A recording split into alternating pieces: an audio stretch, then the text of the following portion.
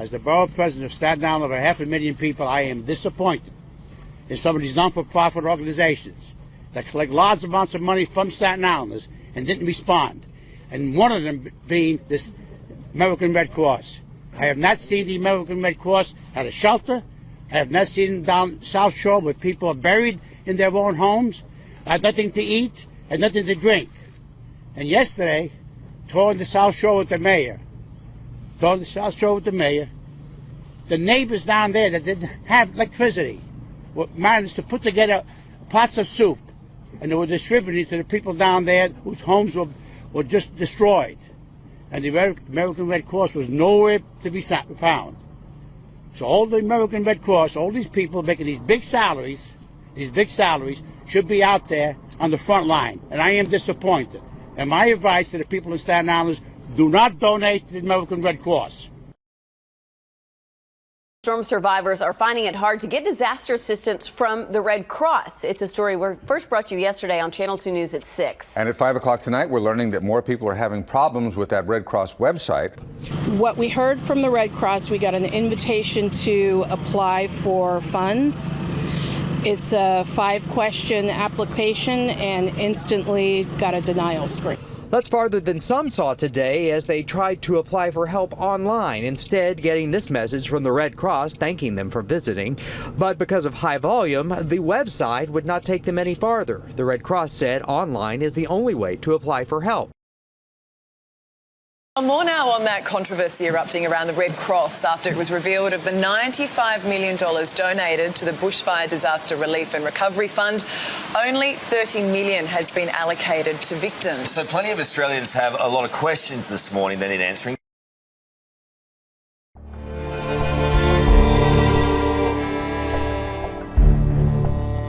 The American people were so very generous.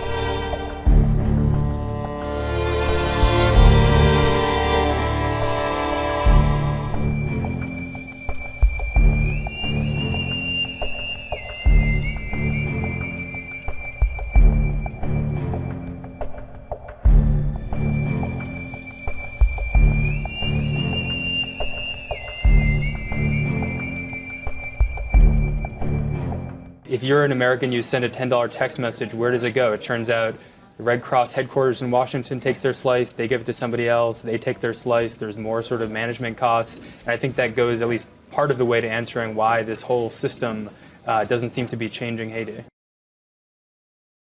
The issue that I saw in Isaac and Sandy for the first time that I worked with the Red Cross is that public relations became more important than mass care. I'd like to paraphrase something that Bob Scheifel said, who's the senior mass care chief in the country. Is it more important to feed a person or more important to tell the world that you fed a person? And Sandy was my 26th disaster relief operation, and Isaac and Sandy were the first time that I worked with the Red Cross that I felt it was more important for the Red Cross to tell the world they fed a person than it was to feed them.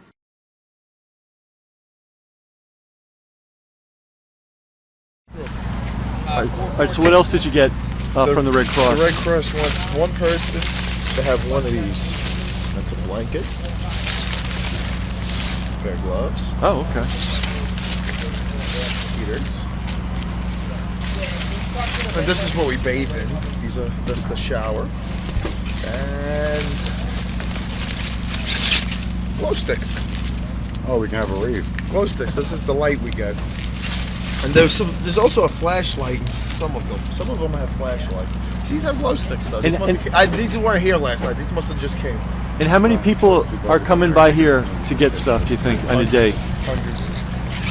Once the hot food comes, they come by the hundreds. By the hundreds? There's no hot food, so you don't see that many. Okay. But once that hot food comes, everybody comes out. So for hundreds of people, 6 boxes of cleaning material, 1 for each family, and that's it? That's it. For a week? Okay, so all that is got a little tiny bucket, and you're cleaning that house that was destroyed. Yeah. You know, the house, if you take a look to the pet shop and put the camera inside there, take a look inside. That little box is supposed to clean that.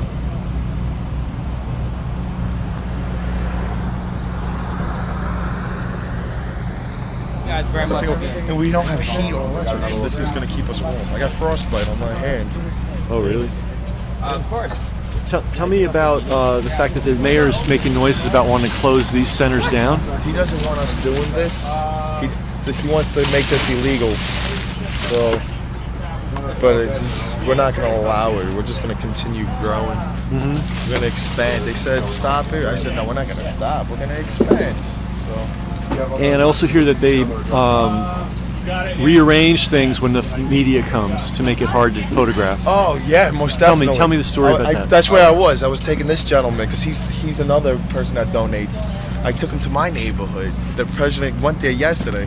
One street's clean, but I took him to the other streets, and it's just filthy. So they made a nice presentation for us. It was good. It was good. Okay. Anything else you want to tell people who aren't here and don't know? Because they're seeing it through TV. Just the Red Cross hasn't done anything for us. And what day is it? Tell me what day it is. Today's Friday. November. This is the third week. I think it's the 16th. Yeah. This is the third week going into this. And there's a guy here on the front lines handing out to hundreds of people. Your feeling is Red Cross has done nothing, or done. Well, they've done stuff. They gave us a blanket and glow sticks and some buckets and breakable equipment. I'm getting lots of people that are responding to me saying, Eric, we were involved in the Paradise Fire, the Camp Fire, the Malibu fires.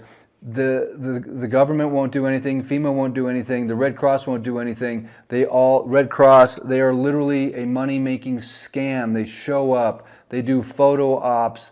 They don't deliver the goods. They dump the goods in the dump when it's all over with. They don't deliver anything. They come and they make money and they leave. They sound good. They have sound bites. They have people, quite frankly, like the governor that must be paid off or something. I don't know. Why would he tell people to give to the Red Cross when there's many, many survivors from these other fires that are telling me that they didn't get anything from the Red Cross? Matter of fact, they got bills from the Red Cross. They had their personal property confiscated by the Red Cross.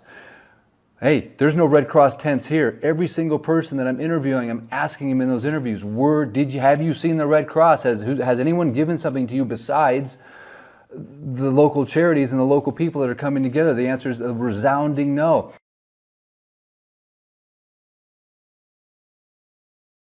The Red Cross was founded in 1881 by Clara Barton, who became famous during the Civil War for organizing the distribution of food and medical supplies to the Union Army soldiers. The Red Cross is specifically mandated, according to its congressional charter adopted in 1905, to carry out a system of national and international relief in time of peace, and apply that system to mitigating the suffering caused by pestilence, famine, fire, floods, and other great national calamities, and to devise and carry out measures preventing those calamities.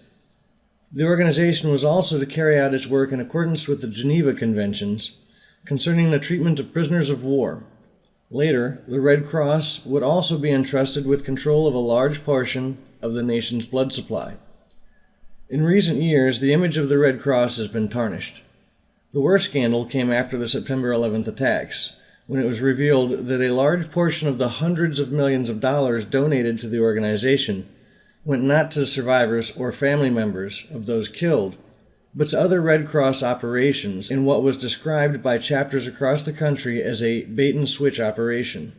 People who think of the Red Cross as a private charity would be shocked to discover its actual legal status. Congress incorporated the Red Cross to act under government supervision. 8 of the 50 members of its Board of Governors are appointed by the President of the United States, who also serves as honorary chairperson. This unique quasi-governmental status allows the Red Cross to purchase supplies from the military, to use government facilities, and military personnel can actually be assigned to duty with the Red Cross. However, as one federal court noted, a perception that the organization is independent and neutral is vital. The leading administrators and officials of the Red Cross are almost always drawn from corporate boardrooms or the military high command. Among the past chairs and presidents of the Red Cross are 7 former generals or admirals and 1 ex-president.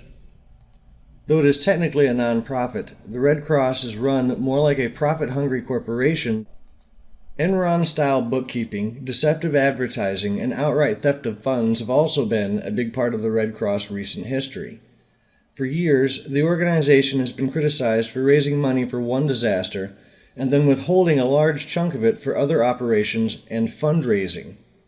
For example, the Red Cross raised around $50 million for the victims of the 1989 San Francisco earthquake, but it's estimated that only $10 million was ever turned over to the victims.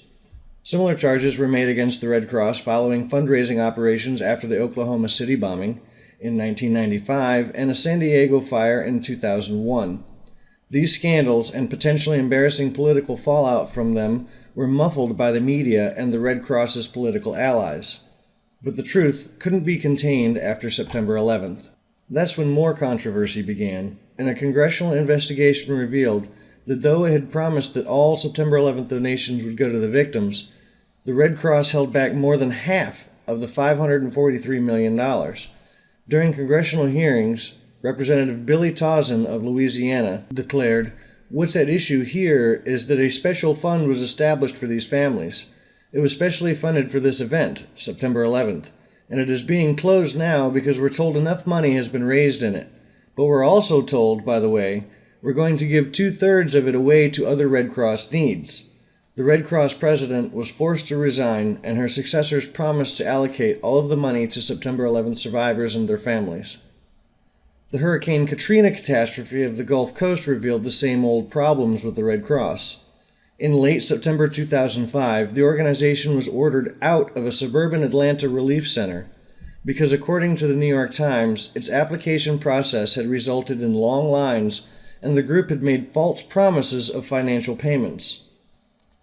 In an even more bizarre incident in Chicago, students were turned away from volunteering for a multi-agency relief center because they refused to sign a loyalty oath to the U.S. government. Even more scrutiny of the Red Cross is beginning to take place. As Richard Walden of Operation USA wrote in the Los Angeles Times, its fundraising vastly outruns its programs because it does very little or nothing to rescue survivors, provide direct medical care, or rebuild houses.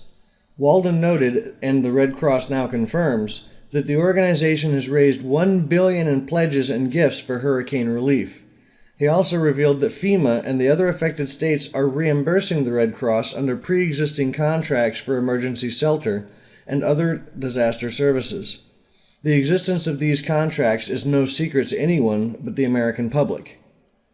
How many people would donate to the Red Cross if they knew all this? In the richest country in the world, it is a travesty that such an organization is responsible for life-saving. And the American Red Cross was nowhere to be found. So all the American Red Cross, all these people making these big salaries, should be out there on the front line. And I am disappointed. And my advice to the people in Staten Island is, do not donate to the American Red Cross. Let them get that money elsewhere. Because we have hundreds and hundreds of people in shelters throughout Staten Island. And many of them, when the shelters close, have nowhere to go because their homes are destroyed.